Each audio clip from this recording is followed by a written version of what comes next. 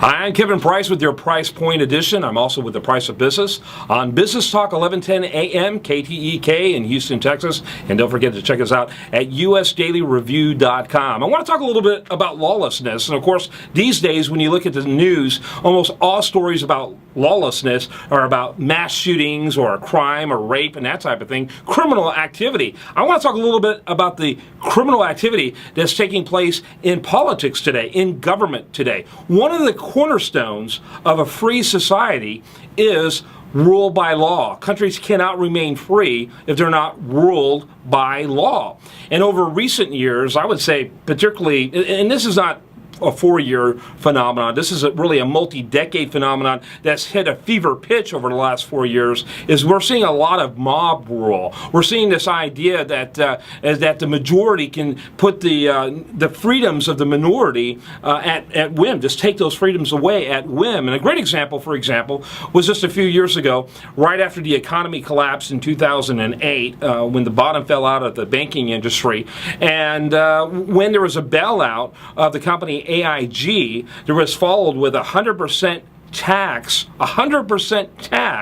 on all of the bonuses that AIG high-level executives made. And the thing that was most frightening about it, and I'm expecting at some point for the Supreme Court hopefully to overturn that tax as unconstitutional, is that it was a retroactive tax. It was a tax after the business received, or after those employees rather, received a bonus. It was after the fact. You got a bonus, now we're going to tax that 100%. It was really an example of lawlessness. It was vindictive. It had nothing to do with trying to increase the coffers of the government. It had to do with trying to punish people, and that's contrary to rule of law. Another example, far more recent, is what happened in California, where you had this massive tax increase that was voted on in a referendum, and a majority of Californians voted for it. But here's the part that you're not hearing much about in the media.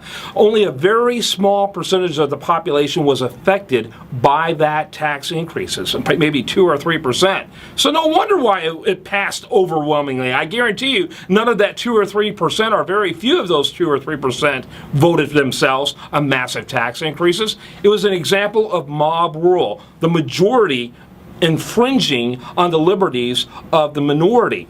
And over more and more we're seeing situations where, for example, the administration will unilaterally create policies, government policies, and will be challenged in the courts, and then the courts will agree with the situation before the administration changed the policy. A great example, would be the Gulf oil situation, in which there was this crisis that took place, and the administration put a moratorium on Gulf production that was challenging courts, and it was won by those who challenged it.